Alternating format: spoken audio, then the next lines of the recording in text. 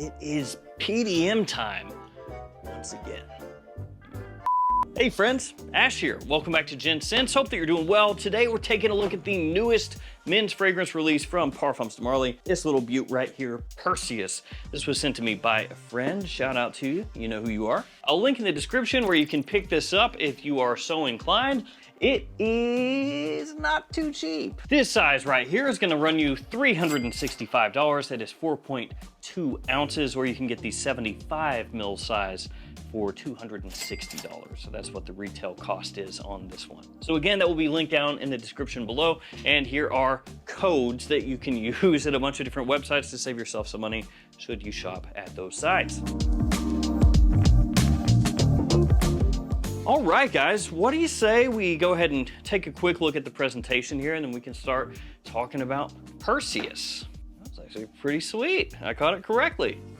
So here we have on the front of the box the name of the house, name of the fragrance, size, and concentration. Eau de Parfum is the concentration for this one. Nothing up top. On the side, you have a little descriptor, the brightness of grapefruit contrasted by a refined woody accord.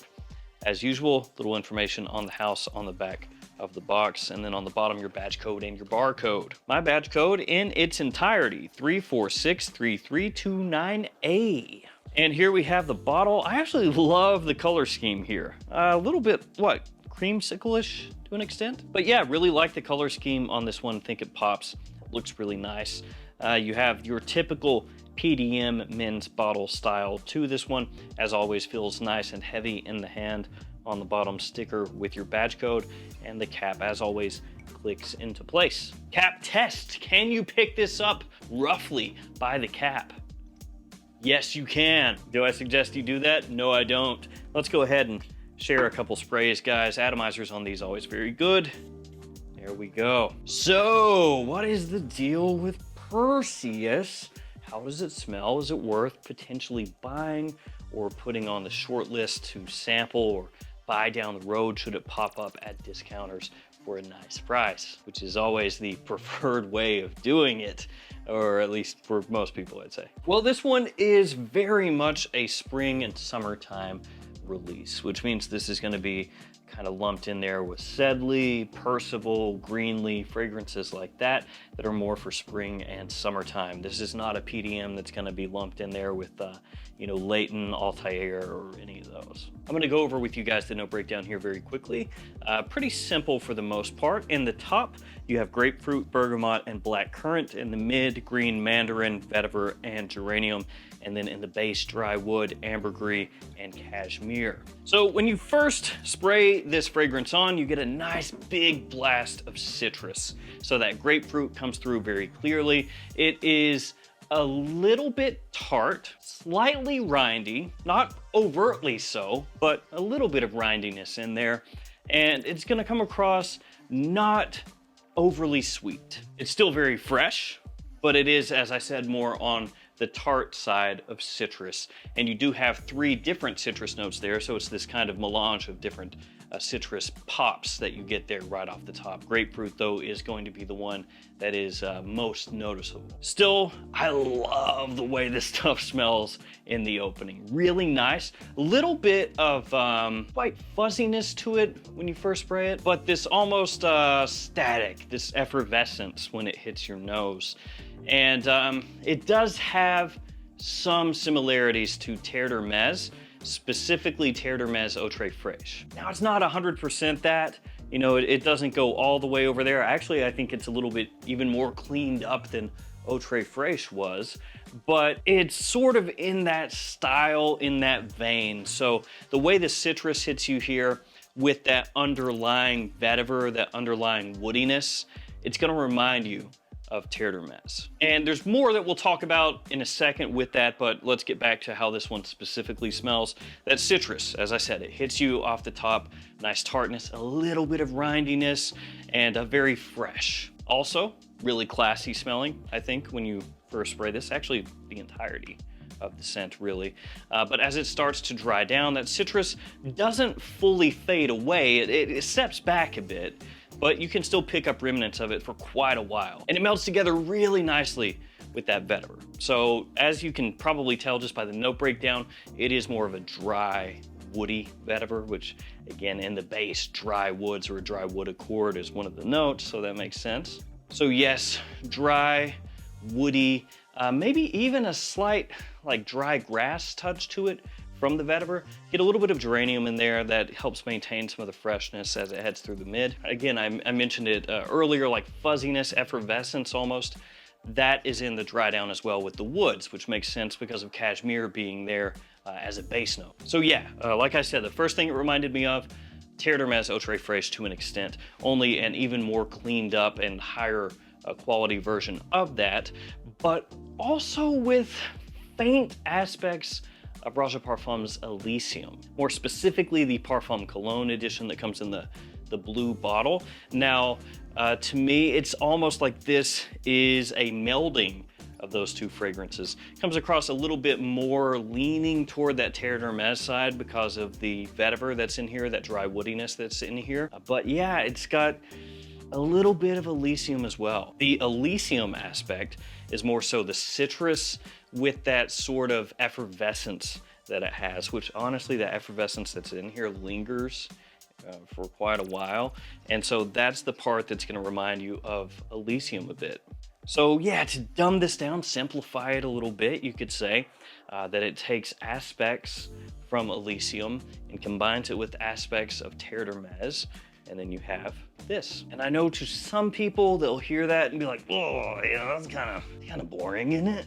Just taking, you know, parts of two very, very well-known fragrances and sort of mixing and combining it and coming out with something new. That's kind of lame, isn't it, mate? But no, actually, it smells really, really, really good. If you like those two fragrances, this is something where you're very likely going to enjoy it. And I could sit here and, you know, wax lyrical about how this is an insult or boring because it ultimately does smell like it's playing a bit in those two worlds of those two fragrances. But at the end of the day, do I like how it smells? I do. The projection is good, above average easily for a fresh type of fragrance or a fresher type of fragrance, but man, it lasts a long time. Like the few times that I've been able to wear this, because to be fair, I've only worn this a few times from, you know, start to finish, but it has lingered for a long time. And if you spray this stuff on clothes, it's gonna be there until you wash it. I mean, it's not going away. You spray it on your jacket, it's gonna be there. They can smell it on me. So that's actually something I like a lot about this one too. It's more of a spring, summertime type fragrance, more of a daytime leaning fragrance, but man, this is a summertime scent that you could spray on in the morning, go to the office, it's gonna be there when you leave at the end of the day. So it's one of those fragrances you don't have to worry about reapplying. It's gonna linger, like I said, a few times. It's gonna last, and it's gonna project well enough that people are gonna pick it up pretty easily. I would even wager to say, as far as a fresher type fragrance, that this is beast mode. This is strong. And a lot of that is how the woods are approached here. You could say maybe a little heavy on the aroma chemical side of things, but it smells nice, man. So I can't hate on it. If it were aggressive to the point that it was, you know, stinging my nose or had some aspects that stuck out in a way like a sore thumb, maybe I would call that out and say that that's unacceptable at the price point. But the way that it's done, it's blended well. It's really nice, classy, masculine for sure, and just a very, very pleasant, to my taste, citrus, woody scent. I love that it doesn't go too sweet. I really appreciate that, actually. I like that they kept the citrus a little more tart. Like I said, a slight rindiness off the bat. It doesn't go as far on the rindy side as something like Light Blue Forever or anything like that. It's just a real slight bit. So let me go ahead and spray it again. Yeah, right off the bat, just a little touch of that rindiness. That's good. It's actually, I think the mandarin. Yeah, the green mandarin. You get that little aspect. The green mandarin melding with the grapefruit.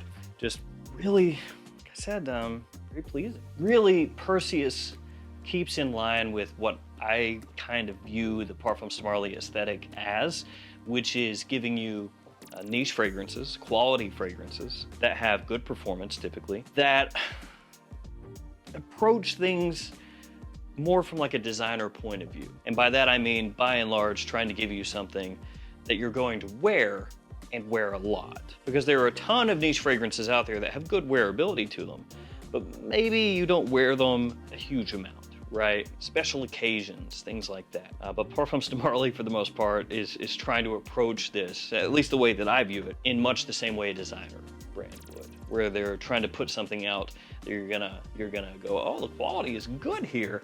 And sure, maybe it reminds me a little of this or a little of that, and done in its own way with a twist, right? But you approach these as something where you would smell this and go, oh, I could wear that every day. Baby, I could wear you every day.